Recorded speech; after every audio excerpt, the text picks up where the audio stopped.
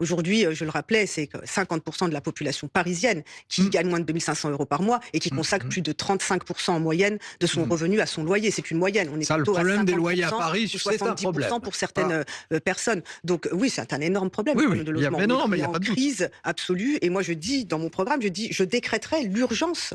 Et ce sera la première délibération qu'on fera adopter quand je serai maire, c'est on décrète l'urgence dans le logement parce que cela nous permet de mobiliser tous les moyens Mmh. possibles, légaux, de la ville de Paris pour C'est-à-dire? agir. Et bien, par exemple, c'est la réquisition des bureaux vacants, des logements vacants depuis 18 mois, où on peut héberger pour au moins une durée de Mmh. 12 mois les personnes qui sont à la rue. C'est la possibilité, en décrétant l'urgence, de débloquer tous les moyens nécessaires pour faire de la réquisition, pour aller vers la préemption aussi de biens et pour commencer à loger les gens qui sont à la rue, mais aussi pour commencer à transformer des bureaux. Paris regorge de bureaux, mais regorge de mètres Mmh. carrés de bureaux.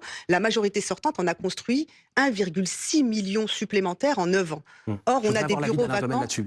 à... La préemption, ça c'est autre chose, et la réquisition des bureaux vides. On sait qu'il y a un Alors, problème de logement à Paris, mais pas uniquement à Paris, Mm.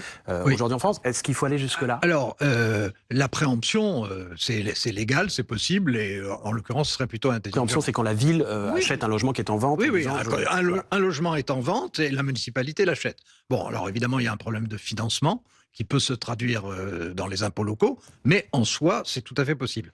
La réquisition des bureaux vides, c'est vrai que c'est...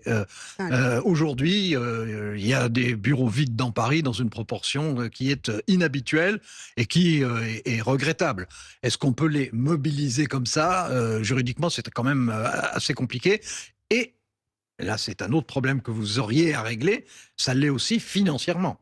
Parce que les bureaux qui sont inoccupés ne sont pas des bureaux gratuits du tout. Non. Et donc, ça voudrait dire qu'il faudrait trouver des financements. Or, pour l'instant, la fiscalité locale parisienne est assez lourde. Et imaginer de l'augmenter, bon,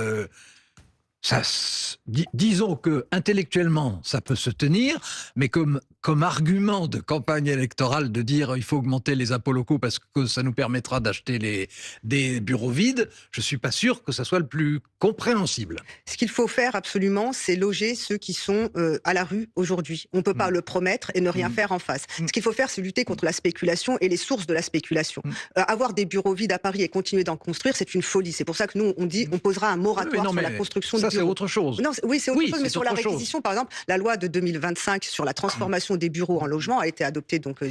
il y a même pas un an Oui, oui. pour faciliter justement la transformation de bureaux Mmh. en logement et pour répondre aux besoins urgentissimes de transformation. La ville de Paris a des pouvoirs qu'elle n'a pas actionnés depuis 2003. La réquisition des bureaux, c'est possible Oui. de le faire depuis 2003. Ça n'a pas été actionné. Oui. Or, c'est un levier formidable. Aujourd'hui, dans une ville où on ne peut pas continuer de bétoniser et d'artificialiser les sols, c'est un levier incroyable pour pouvoir créer et transformer du bureau en logement et satisfaire la demande. Vous savez, il y a 280 000 logements vacants à Paris. Oui, oui. 1 million de mètres carrés de bureaux vacants. Est-ce qu'on continue comme cela ou est-ce qu'on se dit on prend tous les leviers qui sont à notre disposition, leviers légaux existants, mais aussi tout le plaidoyer qu'on peut faire au niveau de la législation et faire changer la loi aussi sur l'encadrement des loyers pour l'élargir, le renforcer, baisser un encadrement des loyers à la baisse qui est nécessaire pour baisser les loyers à Paris. Nous, c'est ce qu'on propose, c'est-à-dire un maire de Paris, une maire de Paris, en l'occurrence moi, qui se dira c'est ma priorité des priorités, j'agis par tous les moyens possibles. Il y a le puisque logement. l'objectif- Pardon, je vous laisse Oui, terminer. juste pour dire, parce Oui. que l'objectif aujourd'hui, c'est pas seulement de loger, c'est aussi de baisser les loyers, parce que les gens sont pris à la gorge.